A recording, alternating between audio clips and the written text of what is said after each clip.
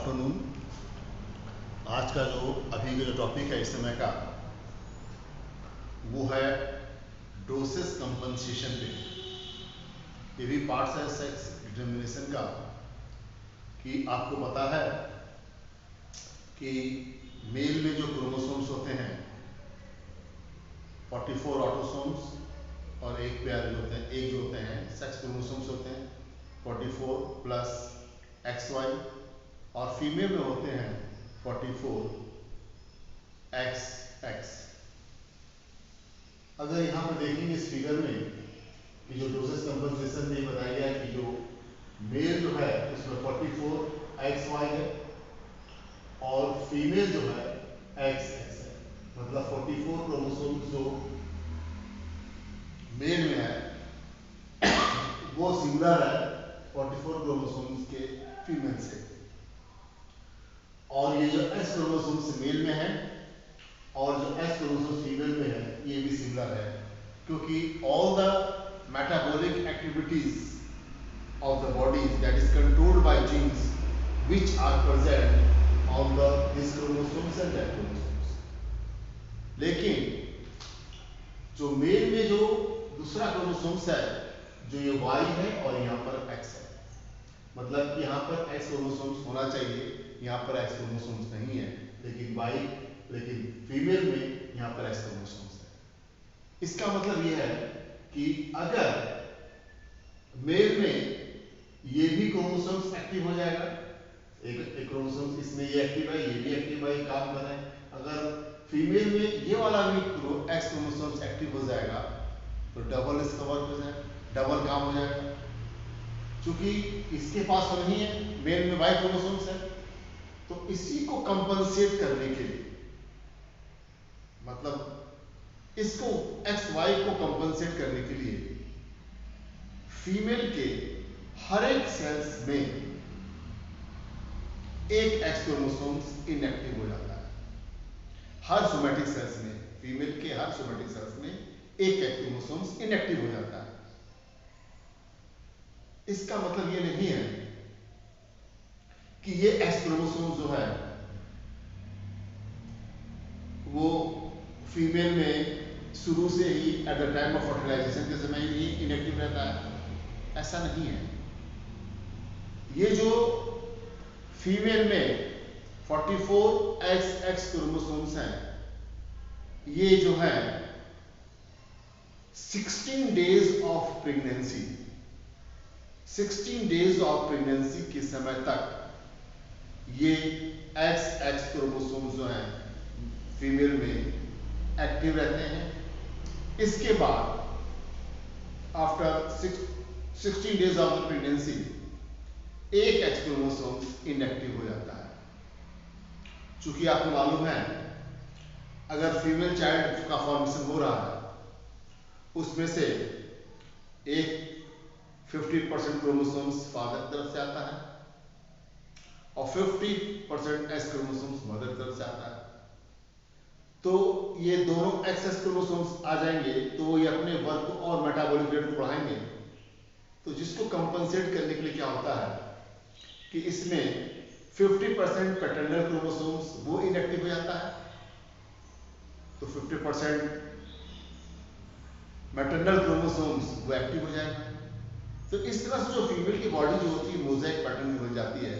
इसमें से 50% जो क्रोमोसोम्स 50% जो एस क्रोमोसोम्स होते हैं वो इनएक्टिव हो जाते हैं फॉर द कंपनसेट। इसी को बोलते हैं डोसेस कंपनसेशन, जिसको मैंने यहाँ पर डिस्क्राइब किया है।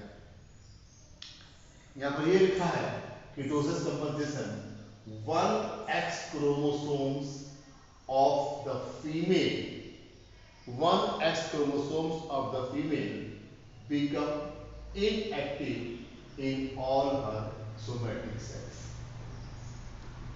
मतलब कि इससे पहले मैंने आपसे कहा था कि 16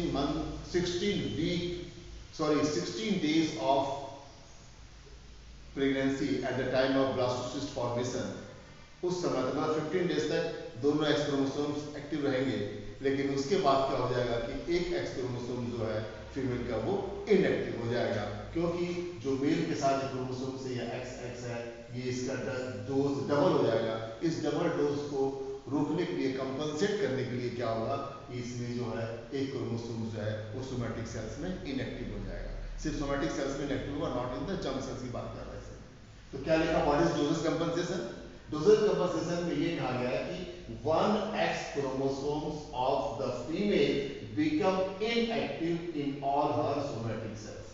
उसके पूरे सोमैटिक सेल्स में एक एक्स क्रोमोसोम से वो जो इनएक्टिव हो जाएगा। This is called doses compensation. इसी को कहते हैं डोसेस कंपनसेशन। तो व्हाट इज डोसेस कंपनसेशन? कि one x chromosomes of the female become inactive in all her somatic cells, and this is called doses compensation. In order to compensate for the doses of genes present in the X chromosomes, one X chromosomes of the female become inactive during early developmental stage. Early developmental stage, मतलब I have told you up to the before after the 16 days of pregnancy. क्या है इसमें compensation हो गया? In order to compensate for the doses of the genes present on X chromosomes, one X chromosomes of the female become inactive during early developmental stage. मतलब कि compensate for the doses of the genes present in the X chromosomes, इसमें एक जो है वो inactive हो जाता है। अब होता क्या, इसमें खोजा किसने था? साइंटिस्ट ने, Murray Barr and Ewart Bertram observe किया इन्होंने darkly staining body in interphase nerve cells of female cat that was absent in similar cells of male. मरे बाज और दूसरे साइंटिस्ट ने, एवॉर्ड बर्टन ने ऑब्जर्व किया कि during staining bodies of interface of nerve cells, जब नर्व सेल्स का में जो इंटरफेस को स्टेन करके जब मरे और बर्टन इसको ऑब्जर्व कर रहे थे, देखिए लिखा है Murray Barr and Ewart Bertram observe darkly stained body in the interface nerve cells. The interface nerve cells में जो उन्होंने देखा कि डार्क स्टेन बॉडी इनको दिखाई दे रहा है। Murray Barr and Ewart Bertram observe darkly stain body in interphase nerve cells of female cat के नर्व सेल्स के जो इंटरफेस में इनको क्या दिखाई दिया, डार्कली स्टेनिंग बॉडी दिखाई दिया फीमेल कैट में। लेकिन यही स्ट्रक्चर जो है, मतलब यही सेल्स, नर्व सेल्स अगर मेल कैट में देखा गया उसमें ये एब्सेंट था। इसमें है कि Murray Barr and Ewart Bertram observe darkly staining body in interphase nerve cells of female cat that was absent in the similar cells of the males, जो कि फीमेल में absent था। यही चीज देखा गया ह्यूमन में भी देखा गया। In human this body can be easily demonstrated, मतलब ह्यूमन में भी देखा गया कि this body can be easily demonstrated in female cells derived from the buccal muscles। Female cells में बक्कल मसल्स या चिक मसल्स में देखा गया। कहाँ का देखा गया, मतलब कि ये जो बार बॉडी जो है दूसरे एनिमल में, जो बार बॉडी जो है जिसको मरे और बार्टन ने देखा था, वो जो interphasic nerve cells of the cat के अंदर फीमेल के interphasic nerve cells of the female में देखा कि इसके अंदर उनको जो है डार्कली स्टेन बॉडी दिखाई दिया। लेकिन यही स्ट्रक्चर उन्होंने मेल कैट में देखा, उसके नर्व इंटरफेसिक नर्व सेल्स में वो डार्कली स्टेन बॉडी उनको दिखाई नहीं दिया। सेम कंडीशन इन्होंने देखा ह्यूमन में, देखा कि इन human this body can be easily absorb, इस बॉडी को इजिली एब्जॉर्ब किया गया। कहाँ एब्जॉर्ब किया गया, वो इन फीमेल सेल्स से derive from the buccal muscles होगा, बक्कल मसल्स में, या ये कह सकते हैं चिक मसल्स में देखा गया। और कहाँ देखा गया, वेजाइनल एपिथेलियम में भी देखा गया। और कहाँ देखा गया, न्यूट्रोफिल्स और ये फाइब्रोब्लास्ट में देखा गया। But in similar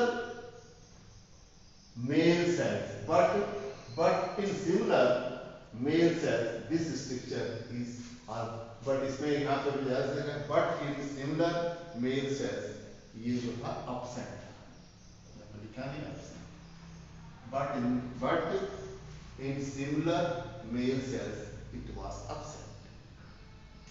This structure also called sex chromatin body, इसको सेक्स क्रोमैटिन बॉडी भी कहा जाता है. सेक्स क्रोमैटिन बॉडी और या simply a bar body is an inactivated chromosomes. क्या है ये? सेक्स क्रोमैटिन बॉडी और simply bar body is an inactivated chromosomes.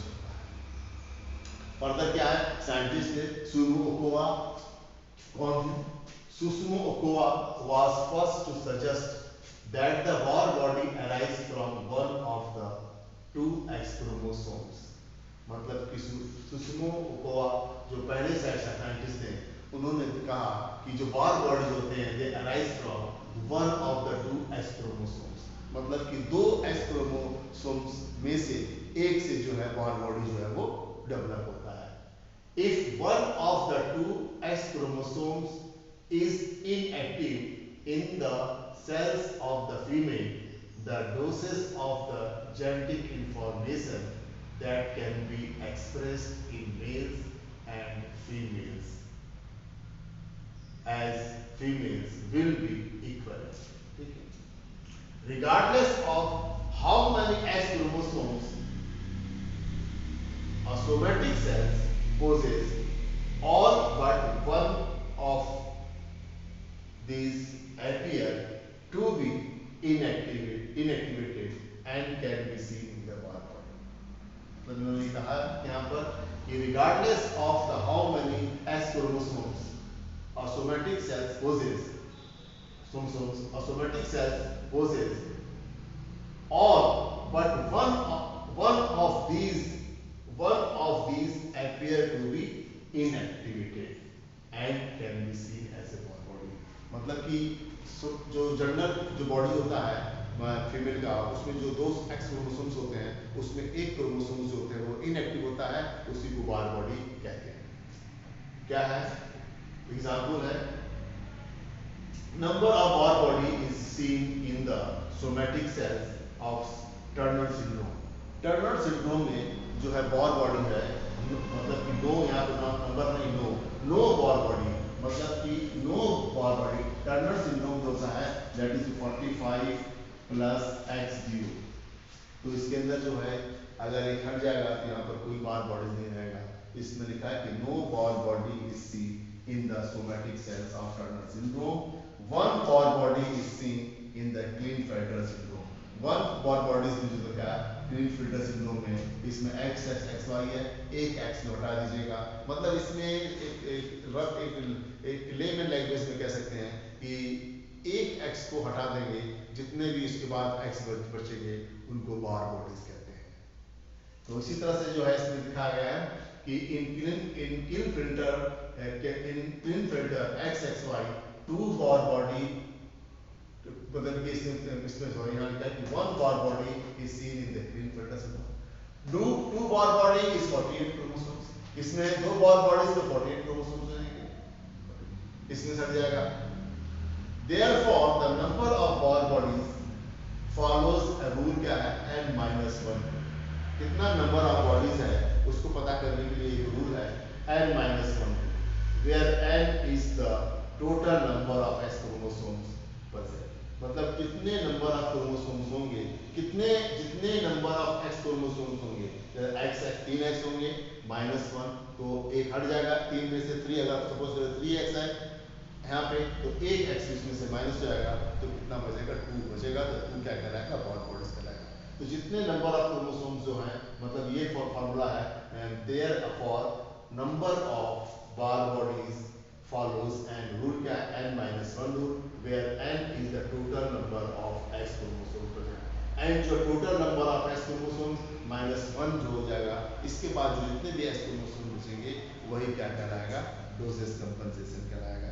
इस तरह से डोजेस कंपनसेशन जो है कई बार नीट एग्जाम में पूछा गया है कि क्लीनफेल्टर सिंड्रोम में या टर्नर सिंड्रोम में कितने बार बॉडीज पाए जाते हैं। तो बार बॉडीज का मतलब यही हो गया कि अगर जो है इसमें से 2 एस क्रोमोसोम्स में 1 एस क्रोमोसोम जो होता है सोमैटिक सेल्स में इनएक्टिव हो जाता है और वो सिचुएशन जो है वो कहलाता है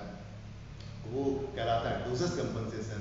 और उस जो नंबर ऑफ एक्स क्रोमोसोम्स में जितने भी एक्स क्रोमोसोम्स होंगे उसमें से एक क्रोमोसोम्स जो है वो रिमूव हो जाएगा और बचे हुए जितने भी एक्स बॉडीज होंगे वो बार बॉडीज कहलाएंगे। तो this is all about your doses compensation.